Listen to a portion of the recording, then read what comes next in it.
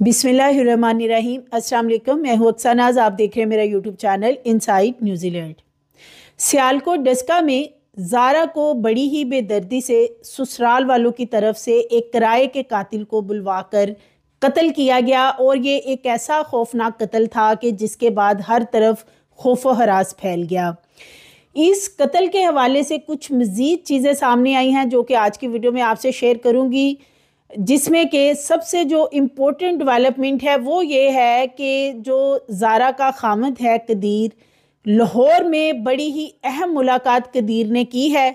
किन के साथ मुलाकात हुई और वो मुलाकात करने का मकसद क्या था, आज की वीडियो में एक तो यह आपसे शेयर करूंगी। इसके साथ साथ ज़ारा का बेटा शाफे, जो कि अभी तकरीबन 2.5 साल के करीब उसकी उम्र बताई जाती है, ज़ारा के वालिद ने डिमांड रखी थी या शर्त रखी थी कदीर के साथ कि ये बच्चा सऊदीया जाने से पहले उनके हवाले कर दिया जाए। यानी ज़ारा तो इस दुनिया में नहीं रही, लेकिन उसकी ये पहली और आखिरी निशानी शाफे जो है वो वालिद उसको संभालना चाहते हैं। लेकिन जैसे ही कदीर कोटली मरला अपने घर पहुंचता है और उसकी बहन सबा, जो कि पहले भी जाए वक़ुवा पे मौजूद थी और मुख्तलिफ वहाँ पे उसने जाए वक़ुवा पे जो शवाहिद मिटाए उसमें भी किरदार अदा किया, खाना वगैरह भी बनाया, तो सबा दोबारा से एक्टिव हो गई है। ये बच्चा किसको दिया जाए, क्या डिमांड रखी जा रही है सबा की तरफ से, वो भी आगे चल के आपसे शेयर करूँगी। इसके साथ साथ ही जैसे कि यास्मीन और अब्दुल्ला दोनों ही इस वक्त जेल में हैं, अब्दुल्ला को निकालने के लिए क्या बातचीत हो रही है कि अब्दुल्ला की क्योंकि एज कम है, 16 साल से कम उसकी उम्र बताई जाती है, और उसको किस तरीके से सज़ा से बचाया जा सकता है, इस हवाले से क्या प्लानिंग हो रही है। क्योंकि जो तनवीर है यास्मीन का शोहर कदीर के साथ मुसलसल राब्ते में है और उसने क्या शराइत रखी हैं, इस हवाले से जो चीज़ें बरामद करवाई थी यास्मीन के घर से, सोना और रियाल वगैरह, उसके बदले में शर्त क्या रखी थी अब्दुल्ला के लिए, वो भी आगे चल के आपसे शेयर करूँगी। इसके साथ साथ असम्बली तक, पंजाब असम्बली तक ये जो ज़ारा कत्ल है उसकी गूंज पहुँच चुकी है। असम्बली का सेशन चल रहा था 2 रोज़ पहले, वहाँ पे इस सिलसिले में बातचीत की गई है, जिससे ये नज़र आता है कि हुकूमत इस हवाले से जो ज़ारा का कत्ल है मुल्ज़मान को किसी तौर पे भी रिलीफ नहीं देने वाली, लेकिन अपने तौर पे वकला के साथ मुशावरत और बाकी चीज़ें जो हैं वो कदीर की और उसके जो बाकी घर वाले हैं उनकी चल रही हैं। तो नाज़रीन, ये जैसे कि ज़ारा का कत्ल है, ये एक इंतहाई अफसोसनाक एक ऐसा हीनियस क्राइम किया गया है, वो भी ख़वातीन इसमें इन्वॉल्व हैं। इसकी वजह से ये जो कत्ल है ये ना सिर्फ मुल्क भर में बल्कि इंटरनेशनल लेवल तक इसको रिपोर्ट भी किया गया और बड़ा खौफ व हरास इसकी वजह से फैला, क्योंकि ये पाकिस्तान की तारीख का एक अपनी नोयत का ऐसा मर्डर है कि ये हीनियस क्राइम करने वाली भी ख़वातीन ही हैं, और ख़वातीन वो जो कि ज़ारा की बहुत करीबी थी। एक तो रिश्ते में सास और नंदे, और इसके साथ साथ उसकी बहुत करीबी रिश्तेदारी थी, यानी कि उसकी खाला थी सुगरा, और इसी तरह जो यास्मीन या सबा वगैरह हैं ये उसकी खालाजाद कज़नें थी। तो ये जैसे कि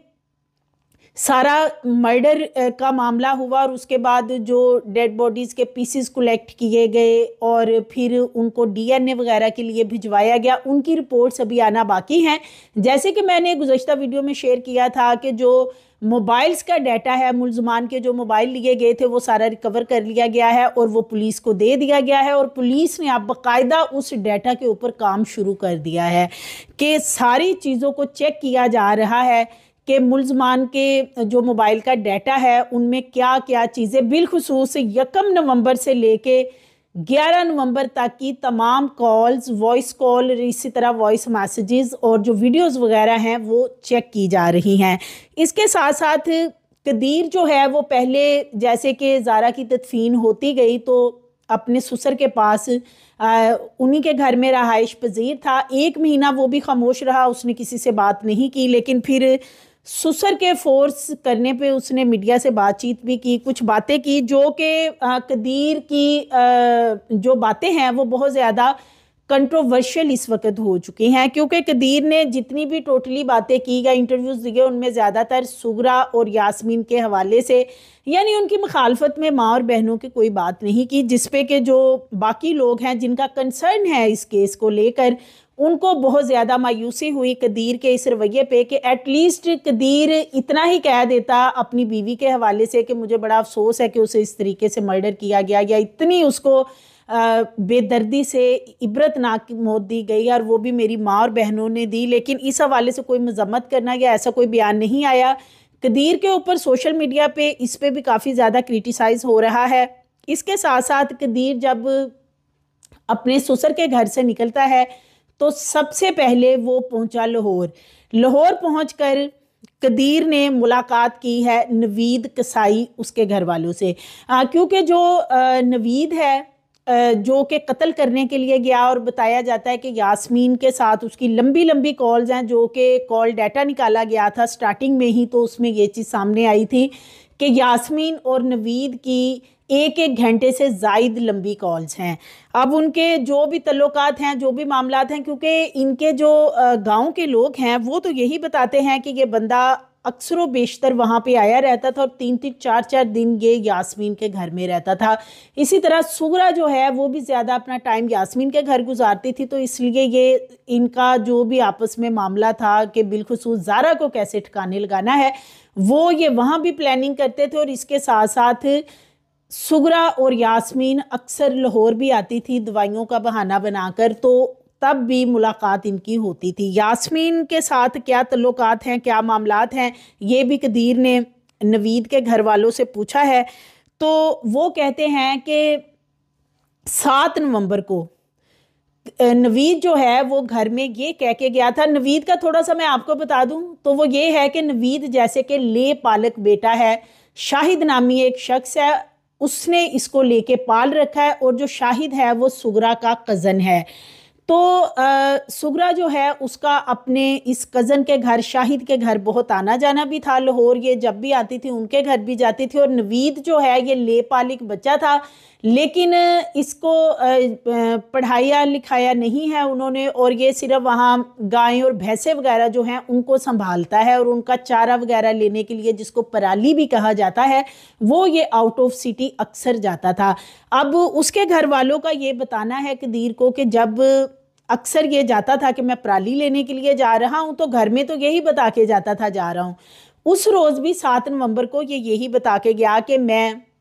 नारोवाल जा रहा हूँ पराली लेने के लिए, और मुझे 4-5 दिन लग जाएंगे, फिर मैं वापस आ जाऊँगा। चूँकि वो पहले भी जाता था, रूटीन में बता के चला गया। अब घर वाले ये कहते हैं कि हमें इस बारे इल्म नहीं कि यास्मीन से उसके क्या तल्लुकात थे, यास्मीन से इतनी लंबी कॉल्स उसकी होती थी या मेल मुलाकातें थी, ये जाके वहाँ रहता था। इसी तरह सूरा जो है कि उसकी इसके साथ क्या बातचीत चल रही है, ज़ारा के हवाले से क्या प्लानिंग चल रही है, हमें इसके बारे में किसी भी बात का इल्म नहीं है। और उनका कहना है कि जो नवीद कसाई के घर वाले हैं वो कहते हैं कि अगर हमारे इल्म में कोई ऐसी बात आ जाती या हमें पता लग जाता इस हवाले से कि कोई ऐसा मामला ये करने जा रहा है, तो हम इसे किसी तौर पे ना करने देते। उनके घर वालों का ये कहना है नवीद के कि इनको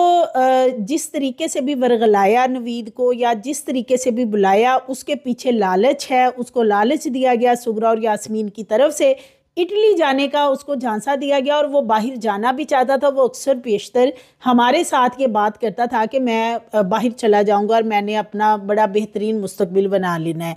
तो वो कहते हैं कि जी ये सारा मामला है, लेकिन हमारे इल्म में नहीं। हमें वो 7 नवंबर को कह के गया मैं घास लेने जा रहा हूँ, और फिर वो वापस आता है 10 नवंबर की रात, ये बताना है। यानी जिस रोज़ ये कत्ल होता है उसी रात को नवीद यहाँ पहुँच चुका था, क्योंकि जब कत्ल किया, पीसेस वगैरह किए गए, तो उसके बाद नवीद उनके दूसरे वॉशरूम में जाके नहाया था और वहाँ से नहाकर कपड़े तब्दील करके, जो यानी जो खून आलूद कपड़े थे, जो ज़ारा का खून लगा हुआ था जब उसके पीसेस बनाए गए, वो कपड़े उतार के नहा के और उन कपड़ों को ऊपर छत पे वहीं जला दिया गया जहाँ पे ज़ारा का सर जलाया गया था। तो नवीद जो है वो फिर वहाँ से वैसे ही छत से वापस नीचे उतरता है, यानी अकबी दरवाजे से जहाँ से उसे ले जाया जाता है वहाँ से नीचे उतारा जाता है और वहाँ से वो सीधा जो है वो वापस अपने घर आ जाता है। तो उनका ये कहना है घर वालों का कि आकर उससे जब हमने पूछा कि वो घास जो पराली लेने गया था वो नहीं लेके आया और 3 दिन लगा भी आया है, तो जिस पे उसका कहना था कि वो पराली में अभी थोड़ा टाइम है तो मैं 2-4 दिन में वो दोबारा मुझे जाना होगा और मैं फिर वो ले आऊँगा, अभी उसका इंतज़ाम वहाँ पे नहीं था। तो घर वालों का कदीर को ये बताना है, कदीर ने ज़ाहिर है उनसे पूछगिछ की है कि उसके क्या मामला थे, वो जाता था, कितनी दफ़ा जा चुका है, लेकिन घर वालों का ज़्यादा यही कहना है कि हमें तो पराली का कह के जाता था और वहाँ फिर उसके जो भी मामला थे वो अब तो सबको पता चल चुके हैं। इसके साथ साथ ज़ारा के बेटे के हवाले से बात करेंगे। ज़ारा का बेटा शाफे जो है अभी बहुत छोटा है। जैसे कि शबीर अहमद हैं, उन्होंने कदीर के आगे ये एक शर्त रखी थी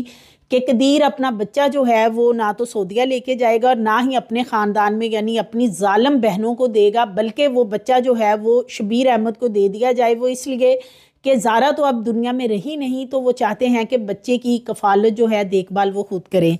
जिसमें कि कदीर वहाँ से वापस आ गया ससुराल से और अब अपने घर है और वहाँ पे अब ये मामला चल रहा है कि जैसे कि सबा जो है, सबा ज़्यादातर कदीर के पास होती है, कदीर का जो खाना पीना है उसका भी ख्याल सबा रखती है और ये सबा वही करैक्टर है जिसको फ़ोन करके यास्मीन ने जाए वकूवा पे 10 नवंबर को बुलाया था। साथ में इसका बेटा कासिम भी आया था। इन्होंने वहाँ शवाहिद मिटाने में यानी जाए वकूवा को धुलवाने में, साफ़ करवाने में, सफाइयाँ करवाने में, परफ्यूम्स वगैरह लगाने में काफ़ी अपना रोल प्ले किया था। इसी तरह जो बैग्स बनाए गए थे डेड बॉडी के, उनको ऊपर ले जाने में जो सबा का बेटा है कासिम, वो भी पेश था और उसने अब्दुल्ला की मदद की थी। लेकिन चूंकि इन्होंने ना तो कत्ल में कोई रोल प्ले किया जब कत्ल किया गया है और ना ही जो डेड बॉडी को फेंका गया उसमें कोई रोल प्ले किया, इसलिए पुलिस ने इनको छोड़ दिया। लेकिन सबा अब दोबारा से इस मामले में इन है और वो कदीर के साथ ज़्यादा से ज़्यादा टाइम भी गुजारती है। कदीर जो सोता है या रात शाम होते ही सारा दिन तो वो अपने घर रहता है कोटली मरला, जहाँ पे ज़ारा भी रहती थी, उसकी माँ भी रहती थी, लेकिन मगरिब की अजान से पहले ही वो सबा के घर चला जाता है। अब ये जो सबा है इसकी चूंकि अपने रिश्तेदारों में शादी हुई है, तो ये जो सबा के ससुर हैं वो कदीर के ताया भी रिश्ते में लगते हैं। तो कदीर फिर इनके घर चला जाता है, वहाँ पे इनके दीगर रिश्तेदार जो हैं वो भी मेल मुलाकातें करते हैं, कदीर के साथ बातचीत होती है। जाहिर है इस सारे मामले पर बातचीत हो रही है कि अब्दुल्ला को बिलखुसूस किस तरीके से केस में से निकाला जाना है, क्योंकि अब्दुल्ला की मैंने आपको जैसे पहले बताया था कि एज कम है और इसी वजह से जो अब्दुल्ला है उसके बारे में भी बातचीत चल रही है। लेकिन शाफे के हवाले से जो फैसला हुआ था शबीर अहमद का कि बच्चा मुझे दे दिया जाए, लेकिन अब ये कदीर की एक बहन है जो कि बे औलाद है, उसकी औलाद नहीं है। और ये मैंने बात पहले भी एक अपनी रिपोर्ट में आपसे शेयर की थी कि इन्वेस्टिगेशन जब की गई है तो इस हवाले से ये भी बात सामने आई थी कि जो शाफे है जब वो पैदा हुआ था तो सुगरा ने डिमांड रखी थी कि ये उस मेरी बेटी को दे दिया जाए जो बे औलाद है, जिसपे कि ज़ारा एग्री नहीं हुई थी और उसने कहा था कि मेरा पहला बच्चा है, मैं नहीं दूंगी। अब जो शाफे है वो किसी तरीके से उसी बे औलाद बहन को दे दिया जाए कदीर की तरफ से। सबा जो है वो ये सारे मामले के ऊपर इस वक्त काम कर रही है कि हमारा खून है तो हम उनको क्यों दें, यानी कि शबीर अहमद या ज़ारा के वालिद को क्यों दें, हम खुद बहनें हैं, हम इसको संभालेंगी, बड़ा करेंगी, और यही तो वो चाहती थी। तो अब ये जो बच्चा है शाफे, ये शबीर अहमद को पता नहीं अब कदीर क्या, जाहिर है वो बाप है, गार्डियन है बच्चे का, वो क्या डिसीजन करता है। लेकिन अभी जो है ये मामला किसी तरफ नहीं लगा, इसके बारे में फ़ाइनल नहीं हुआ कि शबीर अहमद को इस हवाले से क्या जवाब देना है, क्या मामला करने हैं, इसके ऊपर बातचीत हो रही है। लेकिन जो बच्चा है वो बे औलाद बहन को देने के बारे में सबा जो है वो इस वक्त अपना पूरा इस मामले में रोल प्ले कर रही है, कोशिश कर रही है कि किसी तरीके से जो बच्चा है वो शबीर अहमद को ना दिया जाए। इसके साथ साथ जैसे कि यास्मीन और उसका बेटा जो है वो इस कत्ल में मरकज़ी मुल्ज़मान में शामिल हैं। अब्दुल्ला को निकालने के लिए जो उसका वालिद है तनवीर, जो कि इटली में होता है, जिसने यास्मीन के घर से पैसे रिकवर करवाए, गोल्ड रिकवर करवाया। जब कदीर ने फ़ोन किया कि मेरी चीज़ें रिकवर करवाई जाएं, तो 12 तोले सोना और रियाल रिकवर करवाए गए थे। तनवीर जो है अब्दुल्ला का वालिद और यास्मीन का शोहर, अब वो कदीर से इस मामले में बातचीत भी कर रहा है और उसकी डिमांड भी यही है कि इस केस में अब्दुल्ला का कोई किरदार नहीं है, किसी तरीके से मेरे बेटे को इस केस में से निकाला जाए, इस पूरे मामले में से, जिसके लिए कि वकीलों का इंतज़ाम भी किया गया है, जिसके लिए हर जो भी लीगली ज़रूरियात होती हैं उन सारी ज़रूरियात को पूरा किया जा रहा है, ताकि आगे जैसे इसका चालान पेश होना है तो उसके बाद ये जो केस है ये ट्रायल की तरफ जाएगा और वहाँ पे वकला की ज़रूरत होगी। उसके लिए एक मुकम्मल तैयारी जो है वो कदीर की तरफ से माँ और बहन को बचाने के लिए तो हो ही रही है, लेकिन अब्दुल्ला जो है उसे पहले इस मामले में से किसी तरह निकाला जाए, इसके लिए जो है वो भी वकला के साथ मुकम्मल इस पे बातचीत हो रही है। और जो तनवीर है वो मुसलसल कदीर के साथ राब्ते में है इस मामले पे। असेंबली के अंदर तक इस पे बात हुई है, पंजाब असेंबली का सेशन चल रहा था और उसमें भी ये बात उठाई गई। ये इतना हाई प्रोफाइल केस है, इसके ऊपर बात हुई है जिसमें कि ये कहा गया है कि बड़े ही बेहमाना तरीके से ज़ारा को कत्ल किया गया। इसके जो मुल्ज़मान हैं उन्हें कैफरे किरदार तक पहुँचाया जाएगा। इसके लिए पंजाब हुकूमत, प्रोसिक्यूशन पंजाब और इसके साथ साथ पुलिस मिलके एक अथेंटिक चालान रिपोर्ट जो है वो मुरतब कर रहे हैं, क्योंकि जितना अथेंटिक, जितना ठोस सबूतों के साथ चालान होगा उतना ही ज़्यादा केस मजबूत होगा और मुल्ज़मान जो है वो कैफरे किरदार यानी सज़ाओं तक पहुँचेंगे।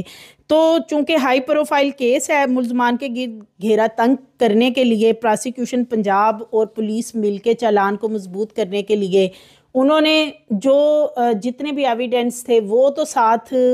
सारे के सारे चालान के अटैच करने हैं, लेकिन जो 311 की इसमें एक सेक्शन शामिल की गई है वो भी इसी वजह से की गई है कि मुल्ज़मान जो हैं अगर इनकी सुलह भी हो जाती है तो फिर भी इनको किसी तरीके माफ़ नहीं किया जाएगा। इसके साथ साथ जो ज़ारा है उसकी एक आखिरी वसीयत भी अब सामने आ गई है। जैसे कि कदीर अपने इंटरव्यू में बता चुका है कि ज़ारा का जब बेटा पैदा हुआ था, ऑपरेट हुआ था, तो वहाँ पे जो मेल डॉक्टर हैं वो भी मौजूद थे, जिस पे कि ज़ारा को बाद में बड़ा धचका लगा, तकलीफ़ भी हुई कि मेल डॉक्टर है वो उसने मुझे इस कंडीशन में क्यों देखा। तो जिस पे ज़ारा ने वसीयत की थी कदीर को कि जब मैं दुनिया से रुखसत भी हो जाऊं यानी फ़ौत हो जाऊं तो मुझे सिर्फ ख़वातीन ही मेरी डेड बॉडी को हाथ लगाएं और इसके साथ साथ कोई गैर महरम जो है वो मेरी डेड बॉडी को ना देखे। अब उसकी तो वसीयत अपनी जगह पे जो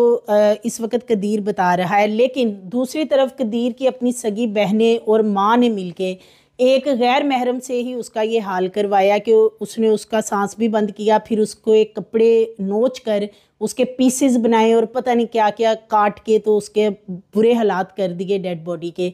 और उसके बाद कदीर की तरफ से जितने भी इंटरव्यू सामने आए हैं, किसी भी जगह पे मजम्मत ना करना और ये ना कहना कि मेरी बीवी के साथ बड़ी ज़्यादती की है मेरी माँ और बहनों ने, या मेरी बीवी जो कि ये नहीं चाहती थी कि कोई गैर महरम उसका ऑपरेशन भी करे जब डिलीवरी वगैरह केस होता है। तो जो ये नवीद है इसको बुलवा के और किस तरीके से ये शख्स जो है एक गैर महरम इसने उसके जो प्राइवेट पार्ट्स तक हैं वो भी काट के उनका कीमा तक बना दिया था। ये हालात किए थे उस डेड बॉडी के। लेकिन दूसरी तरफ कदीर का कुछ इस हवाले से ना कहना, इसके ऊपर जो है वो सोशल मीडिया पे काफ़ी लोग क्रिटिसाइज़ कर रहे हैं कदीर को। तो ये इसकी लेटेस्ट जो सूरत हालत थी वो मैंने आपसे शेयर कर दी है कि कदीर ने बड़ी इंपॉर्टेंट जो लाहौर में मुलाकात की थी वो थी नवीद कसाई के घर वालों से, उनसे पूछने के लिए कि क्या उनके घर वालों के इल्म में कोई मामला था। लेकिन घर वाले कहते हैं कि हमें नहीं मालूम था इस बारे में। लेकिन जाहिर है वो उसकी फैमिली के लोग हैं, घर वाले हैं, वो भी नवीद को बचाने के लिए भी अपने तौर पे वकीलों का इंतज़ाम और सारे मामला जो हैं वो कर रहे हैं। मज़ीद वीडियोज़ के लिए चैनल को सब्सक्राइब करिए, लाइक करिए, बेल आइकन को प्रेस करिए ताकि आने वाली वीडियोस आपको मिलती रहें।